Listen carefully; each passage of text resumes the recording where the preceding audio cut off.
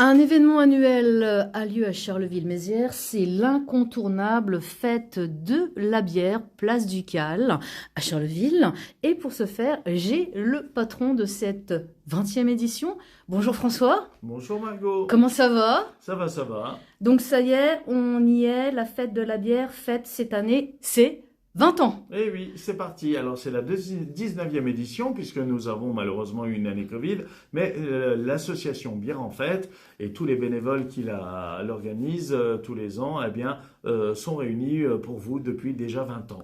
Donc à partir du vendredi 17 mai Oui, jusqu'au lundi 20 mai, 4 voilà. jours. 4 jours, le week-end de la Pentecôte prolongé comme tous les ans. Alors, est-ce que tu peux nous parler un petit peu, parce qu'a priori, il y a de nombreux participants plus sur la place Oui. Ducal. Alors, pour fêter dignement cet anniversaire, on a 25% de progression au niveau des exposants et au niveau des bières. On a 77 exposants. On a réussi à pousser les murs de la place Ducal. Là, on va même empiéter sur la chaussée.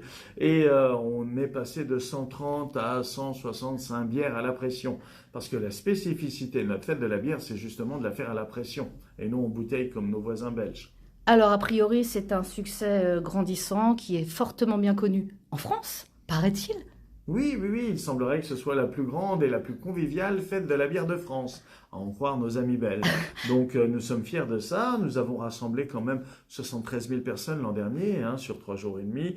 Bon, bah, espérons faire mieux. Si on a 25% de progression, ayons 25% de public en plus. Alors, a priori, il y aura bien évidemment nos bières locales, la cuvée d'Arthur, la distillerie Charlier et bien d'autres. Je crois qu'il y en sont 8 au Oui, niveau des toutes les Ardennes. brasseries ardennaises seront présentes, qu'elles soient françaises ou belges, mais beaucoup de microbrasseries aussi des alentours, françaises ou belges, puisque quand même les goûts de nos Ardennais s'est orienté énormément vers la bière belge, donc on leur donne une grosse part de notre fête.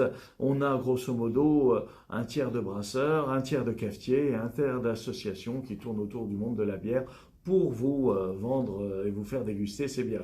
Toujours à consommer avec modération, Bien bien sûr, évidemment. oui, oui. Pensez à votre capitaine de soirée ou votre Bob, hein, comme vous l'appelez, pour rentrer ou rentrer à pied ou ayez un logement à disposition pas trop loin. Enfin, de nos jours, tout le monde le sait et en général, on fait attention et on repart sereinement. Alors bien évidemment, tu parlais de cafetier, justement, il y a la traditionnelle course des garçons de café, c'est C'est ça? ça, oui, oui, c'est une animation qui a son public, bon, qui reste assez ludique, hein. Elle va faire courir une vingtaine de serveurs de nos exposants autour de la place avec un port de plateau et des ajouts de boissons sur le plateau où on va comptabiliser les pénalités et où chacun va au moins gagner un lot, mais en tout cas, il y aura toujours une brasserie pour récompenser le premier. C'est bon enfant, bien évidemment. Il y a de la bière, bien évidemment, mais il y a également la partie restauration.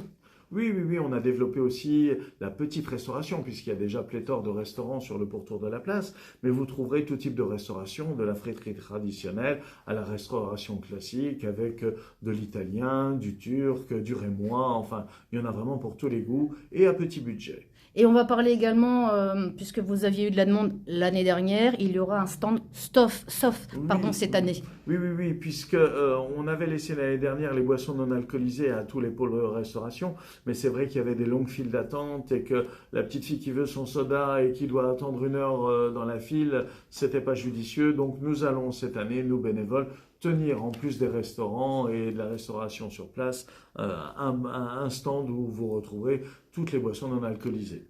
Alors justement, parlant de bénévoles, on va peut-être lancer un appel, puisque vous êtes pas mal de bénévoles cette année, et peut-être que pour l'année prochaine, tu en rechercherais d'autres pour l'édition prochaine, François. On a toujours besoin de compétences au niveau, par exemple, des réseaux sociaux, au niveau du site internet, ou alors des gens qui voudraient s'investir sur le challenge Gambrinus ou la course des garçons de café qui pourraient être professionnalisés, beaucoup de choses comme ça. Donc toute idée est la bienvenue.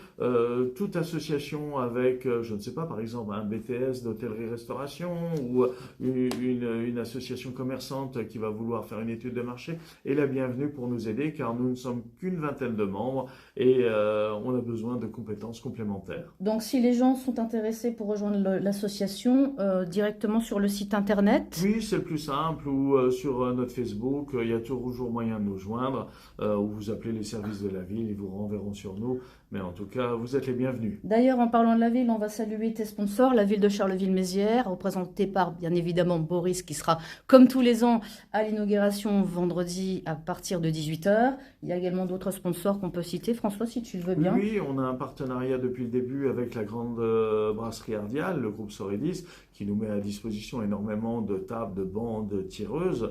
On a aussi la Croix-Rouge, puisqu'il nous faut un poste de secours avancé, et ils nous soutiennent depuis 20 ans.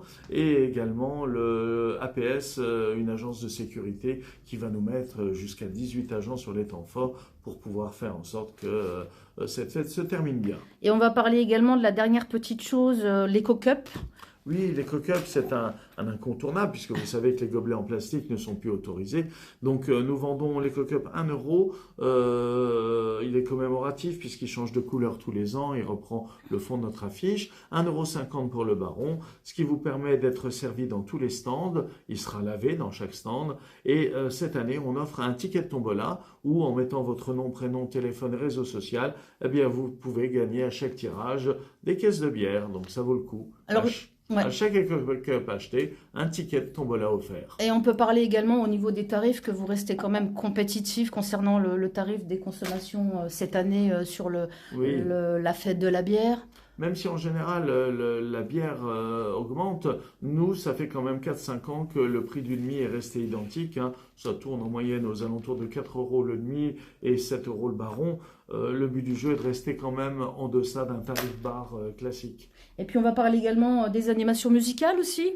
Oui, oui. Alors pour les 20 ans, on revient sur ce qui faisait le succès aussi des premières éditions, c'est-à-dire une programmation musicale avec des orchestres, des groupes locaux, non-stop, tous les jours, sur un podium, où vous retrouverez des groupes connus. Je peux vous en citer Copyright. Oui, bien sûr.